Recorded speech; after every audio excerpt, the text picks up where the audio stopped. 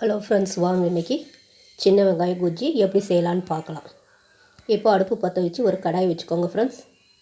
கடாய் காஞ்சதும் அதில் ஒரு ஸ்பூன் எண்ணெய் ஊற்றிக்கோங்க. எண்ணெய் காஞ்சதும் ஒரு 1/4 ஸ்பூன் வெந்தயம் சேர்த்துக்கோங்க.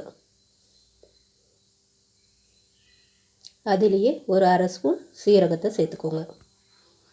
அதுலேயே ஒரு ஸ்பூன் தனியாவை சேர்த்துக்கோங்க. அதுலேயே 1/2 ஸ்பூன் கடலைப்பருப்பு சேர்த்துக்கோங்க ஃப்ரெண்ட்ஸ். இப்போ இதை நல்லா வறுத்துக்கோங்க. அடுப்பு வந்து சிம்மில் வச்சுக்கோங்க.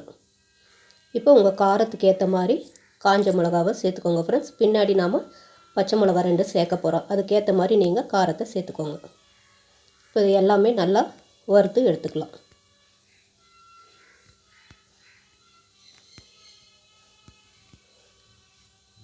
இப்போ இதை நல்லா வதங்கணும். ஒரு 2 பத்தை தேங்காவை இதில் துருவி நீங்கள் சேர்த்துக்கலாம். இல்லை இந்த மாதிரி சின்ன சின்னதாக கூட கட் பண்ணி இதில் போட்டு நல்லா வறுத்து எடுத்துக்கோங்க.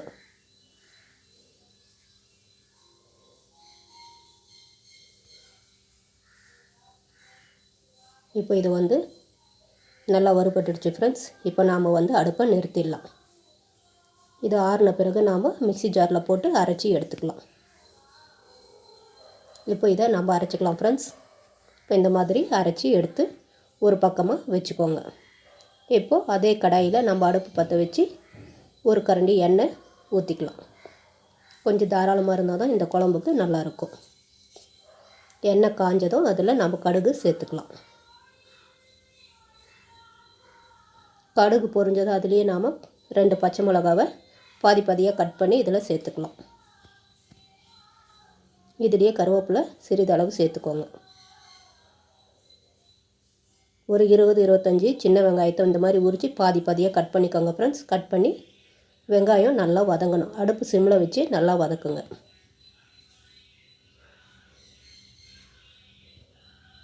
வெங்காயம் நல்லா வதங்கின பிறகு உங்களுக்கு தக்காளி சின்ன தக்காளி வேணும்னா நீங்கள் சேர்த்துக்கோங்க, இல்லைன்னா விட்டுடுங்க. நான் வந்து ஒரு சின்ன தக்காளி சேர்த்துருக்கேன்.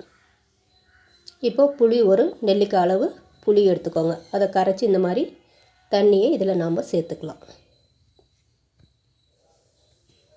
இதை நல்லா கொதிக்கட்டும் ஃப்ரெண்ட்ஸ்.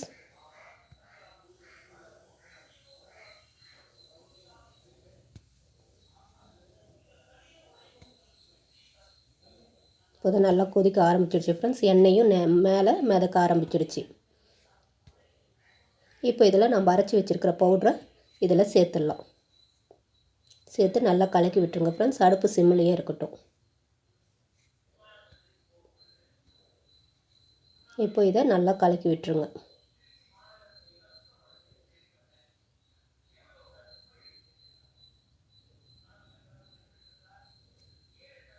ஒரு 2 நிமிஷம் நல்லா வதக்கி விட்டுருங்க ஃப்ரெண்ட்ஸ். அடுப்பு அப்படியே சிம்மிலேயே இருக்கட்டும்.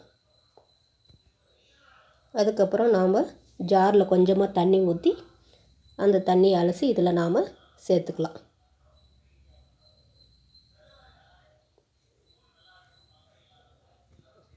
சேர்த்து கலக்கி விட்டுருங்க.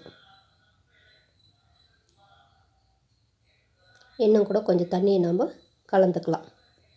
இதில் உப்பு காரம் பத்தலைன்னா நீங்கள் சாம்பார் தூள் கூட சேர்த்துக்கலாம் ஃப்ரெண்ட்ஸ். உப்பு இதில் சேர்த்துக்கலாம். இப்போ இன்னும் கொஞ்சம் தண்ணி ஊற்றிக்கலாம்.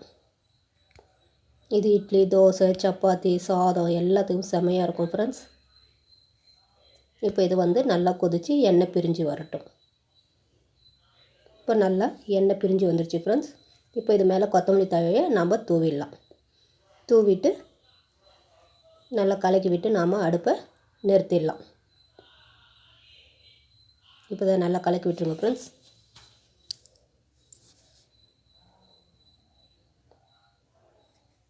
அவ்வளோதான் ஃப்ரெண்ட்ஸ். இப்போது சின்ன வெங்காய குஜ்ஜி ரெடி. சுடு சாதத்துக்கு ரொம்ப நல்லாயிருக்கும் ஃப்ரெண்ட்ஸ். செஞ்சு பாருங்கள். செஞ்சு பார்த்துட்டு கமெண்ட் பண்ணுங்கள், ஷேர் பண்ணுங்கள், சப்ஸ்கிரைப் பண்ணுங்கள், லைக் பண்ணுங்கள். நன்றி, வணக்கம்.